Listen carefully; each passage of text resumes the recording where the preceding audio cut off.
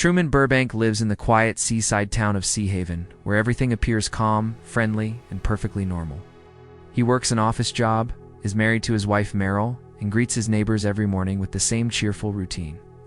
From the outside, his life seems simple and stable, but small strange events begin to disturb this normality.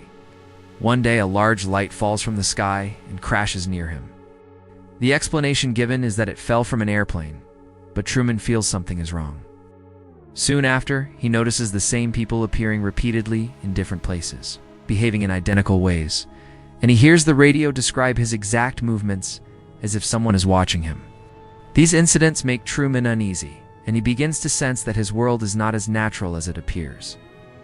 Unknown to Truman, his entire life is a television show broadcast live to the entire world. Sea Haven is not a real town, but a massive artificial set inside a giant dome. Every person in Truman's life is an actor following a script, and Truman himself is the only real person. The show is controlled by its creator, Christoph, who watches Truman constantly and manipulates his environment, including the weather, the people around him, and the events of his life. Truman was adopted at birth and raised inside this controlled world, never told the truth about where he is or why his life feels so carefully arranged. From a young age, Truman was intentionally conditioned to never leave Sea Haven.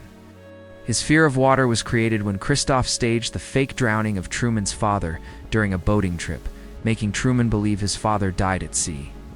This trauma ensures that Truman avoids the ocean and never attempts to escape the island. Whenever Truman expresses interest in traveling or moving away, everyone around him discourages the idea. Travel agencies display frightening images of disasters. His wife dismisses his curiosity. His best friend Marlin reassures him with rehearsed speeches designed to keep him calm and obedient. Despite these controls, Truman's doubts continue to grow. He remembers a woman from his college days named Sylvia, who briefly broke character and tried to tell him that his life was fake and that everyone was watching him. She was quickly removed from the show, and Truman was told she was mentally unstable, but her warning stayed with him.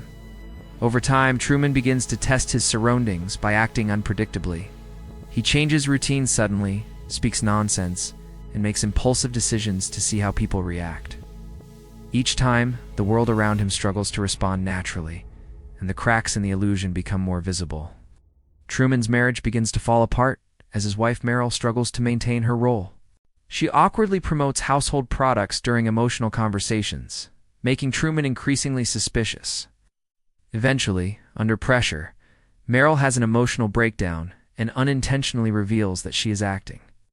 She is immediately removed from Truman's life, further confirming that something is deeply wrong with his world. Meanwhile, Truman attempts to leave Sea Haven multiple times, but every escape attempt is blocked through staged traffic jams, bus breakdowns, and sudden emergencies. Realizing he cannot escape by ordinary means, Truman carefully plans his departure in secret.